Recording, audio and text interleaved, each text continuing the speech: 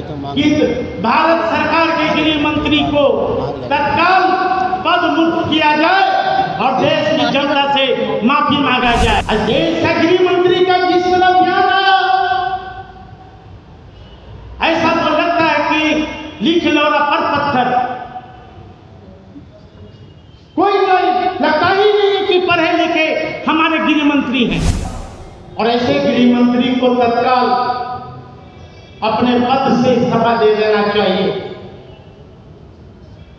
और मैं चेतावनी भी देना चाहता हूं कि 85% के लोगों को भारतीय जनता पार्टी के लोग ललकारे ने। नमस्कार, मैं हूं फलक सिंह और आप देख रहे हैं आगाज एक्सप्रेस। और आज हम मौजूद है आरजेडी कार्यालय में, जहां पर प्रेस वार्ता करते हुए राजद की तरफ से अनुसूचित जाति के प्रदेश अध्यक्ष साधु पासवान ने करारा हमला कर दिया है गृह मंत्री अमित शाह पर। जी हां, कल के आए बयान पर, अमित शाह के बयान पर, जिस पर वो भीमराव अंबेडकर जी की आलोचना करते हुए नजर आए थे, निंदा करते हुए नजर आ रहे थे, उस पर अब राजनीति गर्म होते जा रही है। ना ही सिर्फ दिल्ली में, बिहार में भी अब राजनीति चरम पे पहुंच गई है। पहले आइए दिखाते हैं क्या कुछ कहना है साधु पासवान का और किस तरीके से हमलावर होते हुए नजर आ रही है राजद एनडीए खेमे पे। उपस्थित मोर्चा से सभी अपने नेताओं का मैं स्वागत करता हूं और आप तमाम print media, electronic media, YouTuber सभी भाइयों को मैं सम्मान के साथ अभिवादन करता हूं, शुक्रिया अदा करता हूं। आज जो प्रेस कॉन्फ्रेंस में आप सभी को जो बुलाया गया है, आज का दिन काला इतिहास के रूप में जाना जाता है। देश के गृह मंत्री जी का जो पार्लियामेंट में जो बयान आया, इस बयान से पूरे देश की 90% आबादी आज मर्माहत है। देश के गृह मंत्री जी का जो वक्तव्य है, इस वक्तव्य को हम राष्ट्रीय जनता दल परिवार घोर निंदा करते हैं। ये देश के गृह मंत्री के पद पर रहते हुए इस तरीका का अपमान शब्द का जो है उन्होंने जो इस्तेमाल किया, जो शब्द का इस्तेमाल किया, वो काफी निंदनीय है। ये देश के गृह मंत्री नहीं, ये देश के पालन मंत्री है। बाबा साहब भीमराव अंबेडकर साहब ने इस देश के 90% लोगों का भगवान है। आज बाबा साहब भीमराव अंबेडकर नहीं होते तो हमारे ऐसा जिंदा सिंहवाला का बेटा चंदाराम मंत्री विधायक नहीं होते। आज इस देश में चाहे वह साधु पासवान जी हो, रेखा पासवान जी हो, चाहे हमारे यहाँ के सारिका पासवान, प्रमोद राम जी हो, चाहे हमारे अंबेडकर जी हो, या चाहे इस देश में जो भी लोग कर्मचारी हो, पदाधिकारी हो, चाहे वो राजनेता हो, बाबा साहब भीमराव अंबेडकर साहब का जो आरक्षण का कृपा है, आरक्षण का ताकत है, इस आरक्षण के बदौलत आज दबे कुचले शोषित पीड़ित आज वो हम मंत्री, विधायक, मुखिया, जिला पार्षद, प्रमुख बनने का काम किया।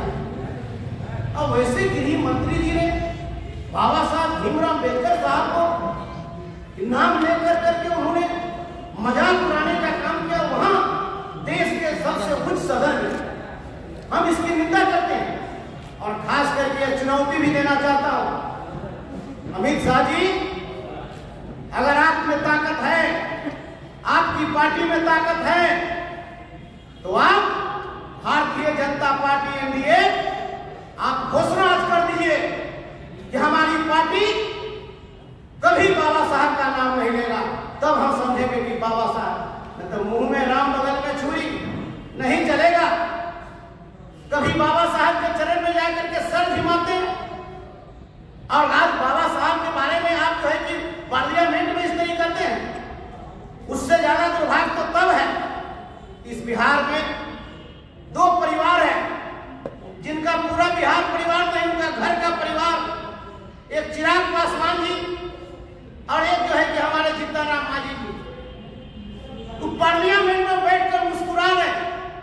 वाह, आप भी घोषणा करिए चिराग जी, जीतनराम मांझी जी, कि बाबा साहब भीमराव अम्बेडकर साहब के आरक्षण का लाभ नहीं लेंगे, आपको घोषणा करना पड़ेगा। नहीं तो आपको पूरा बिहार ही नहीं बल्कि पूरा देश आपको देख रहा, आप बैठ करके पार्लियामेंट में बाबा साहब का अपमान हो रहा है। अब पार्लियामेंट में वैसे जो भी दलित हमारे जो सांसद हैं वो देख करके बैठे हैं। इसलिए आज चिराग पासवान जी को और जीतनराम मांझी जी को घोषणा करना पड़ेगा कि हम बाबा साहब का दिया हुआ आरक्षण का सीट से हम चुनाव नहीं लड़ेंगे। चिराग पासवान जी तो ऐसे भी कह चुके हैं कि हम दलितों का आरक्षण खत्म होना चाहिए। तो दलितों का आरक्षण खत्म होना चाहिए तो वह दलितों का जो आरक्षित जो बाबा साहब का दिया हुआ आरक्षण का जो सीट है उससे आप चुनाव क्यों लड़ते? इसलिए आज के समय में आज यह भारतीय जनता पार्टी, मैं अपने नेता आदरणीय लालू प्रसाद यादव जी और युवा नेता नौजवान ऑफ इंडिया केसरी यादव जी को बधाई देता हूं, जिन्होंने कहा भी था पहले भी कि संविधान पर खतरा इस देश में।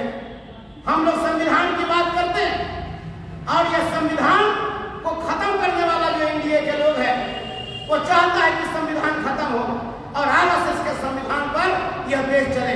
ये ऐसा होने वाला नहीं। इन्होंने दिखा दिया अपना चेहरा को इन्होंने दिखा दिया और पार्लियामेंट में बाबा साहब अम्बेडकर की बार बार नाम लेकर करके और जो है उन्हें अपमानित करने का काम किया है। इनका चेहरा उजागर हुआ, पूरा देश पूरी दुनिया इसको देखने का काम किया कि देश के गृह मंत्री ने किस तरीका से बाबा साहब को नाम लेकर के अपमानित करने का काम किया। तभी तो आज खत्म हुआ। हम तो बार बार बोलते, हमारे नेता बार बार बोलते कि संविधान पर खतरा है।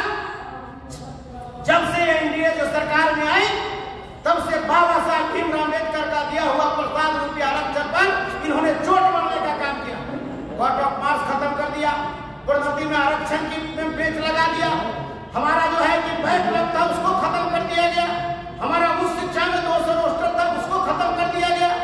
और संविधान की जो ताकत हमारी है, जो संविधान की हमारी शक्ति है, इस संविधान को हमारी ताकत को वह खत्म करने की कोशिश कर रहा है। इसलिए निश्चित रूप से आज लेफ्ट एंट्री कर करके वो अपमानित कर रहे हैं। क्या है इस देश में निजीकरण से बाबा साहब का दिया हुआ आरक्षण का चोट पहुंचा। निजीकरण जो है कि करके हम तो कहते हैं, हमारे नेता आदरणीय लालू जी कहते हैं, हमारे नेता केसरी यादव जी कहते हैं कि अगर बाबा साहब भीमराव अम्बेडकर साहब को अगर मानते हो संविधान पर खतरा नहीं है तो हमारा जो आरक्षण का हमारा जो दायरा है उसको 85% तुम करो और साथ ही साथ संविधान के 9वीं सूची में हमारे आरक्षण को तुम डालने का काम करो। लेकिन मन में तो खोट है, मन में खोट रहकर जो रोजगार इन्होंने पार्लियामेंट में करने का काम किया। आज स्थिति इस तरीके का नाजुक बनते जा रहा है। इसलिए मैं आप सभी से कहना चाहता हूं कि आज के समय में यह संविधान विरोधी है, संविधान के जो ताकत को कमजोर करने का काम कर रहा है, संविधान के शक्ति को यह कमजोर करने का काम कर रहा है। इसलिए हम आज आपके बीच निश्चित रूप से कहना चाहता हूं, पूरे देश के जो है कि 90% जो लोग हैं वो अमित शाह जी एनडीए के लोगों को कह देना चाहता कि अमन छीन लेंगे, चमन छीन लेंगे, अमन छीन लेंगे, चमन छीन लेंगे। बाबा साहब का जो अपमानित करेगा उसके अर्थी से उसका कफन छीन लेंगे। ये बात हम लोग आज पूरे आपके माध्यम से हम इनको बता देना चाहते हैं और उनका जो स्थिति जो है इसको जो है हम लोग समझा देना चाहते हैं। ये गृह मंत्री नहीं, ये पागल मंत्री है। जो बाबा साहब भीमराव अम्बेडकर साहब ने जो ताकत दी, जो शक्ति उन्होंने दी, बाबा साहब भीमराव अम्बेडकर साहब हमारे भगवान हैं। बाबा साहब भीमराव अम्बेडकर साहब हमारे भगवान हैं और भगवान आज जहां भी इस दुनिया में सबसे ज्यादा मूर्ति अमित शाह जी, सबसे ज्यादा इस दुनिया में अगर मूर्ति किसी के लगा हो तो बाबा साहब भीमराव अम्बेडकर साहब का मूर्ति लगने का काम किया है। इसके बाद भी आप नहीं समझ रहे हैं। और आप देख लीजिए, आप जिस भगवान की बात करते हैं, बाबा साहब भीमराव अम्बेडकर साहब की जहां भी मूर्तियां हैं खुले आकाश में है, लोग वही पूजा करते हैं, वही आराधना करते हैं, वही जाते हैं। लेकिन आज जो है, जब से एनडीए की सरकार इस देश में आई, तब से मंदिरों में भी ताला लगाने का काम करता है। इस पर उनको ध्यान नहीं है कि मंदिर में ताला लगने का काम होता है। ये स्थिति को लेकर के बाबा साहब भीमराव अम्बेडकर साहब को अपमान करने वाले लोगों को हम लोग जो है सड़क से लेकर सदन तक संघर्ष करेंगे। और हमारे नेता आदरणीय तेजस्वी प्रसाद यादव जी ने भी ऐलान करने का काम किया है कि आज के डेट में हम लोग पूरे राज्य में हम लोग जो है इन दो जो देश के प्रधानमंत्री जी हों और देश के गृह मंत्री जी को हम लोग पूरे जो है कि राष्ट्रीय जनता दल प्रत्येक जो है कि जिला में हम लोग पुतला दहन कर करके और जो है कि हम लोग जो है कि विरोध जताने का काम करेंगे। आज हालात इस तरीका की बनती जा रही है, इसलिए अब राष्ट्रीय जनता दल के कार्यालय से चलकर इनकम टैक्स चौराहा तक हम लोग जाएंगे अपने समर्थकों के साथ और वहां पर अमित शाह जी का पुतला दहन करेंगे। साथियों, जिस तरह देश का गृह मंत्री तारिका का बयान बाबा साहब अम्बेडकर जी का बारे में जो उन्होंने कल राज्यसभा में जो बोलने का काम किया, मैं सबसे पहले घोर निंदा करता हूं और ऐसे गृह मंत्री को तत्काल अपने पद से इस्तीफा दे देना चाहिए। और मैं चेतावनी भी देना चाहता हूं कि 85% के लोगों को भारतीय जनता पार्टी के लोग ललकारे ने। यदि उन्हें आपत्ति है बाबा साहब अम्बेडकर से, हिंदुस्तान छोड़कर चले जाए। बाबा साहब संविधान निर्माता नहीं बल्कि एक विचार थे। जिस तरह से सब बीजेपी के लोग बाबा साहब को अपमान करने का काम किया, कतई बाबा साहब के चाहने वाले लोग अपमान का बदला हम लोग लेंगे। अंबेडकर साहब का अपमान पूरे देश का अपमान है। हम डंडे डंडे की चोट पर कहते हैं, छाती ठोक कर कहते हैं कि बाबा साहब हम लोग के भगवान थे, हैं और रहेंगे। आज देश का गृह मंत्री का जिस तरह बयान आया, ऐसा तो लगता है कि लिख लो पर पत्थर। कोई लगता ही नहीं कि पढ़े लिखे हमारे गृह मंत्री हैं। इस तरह का बचपना बयान,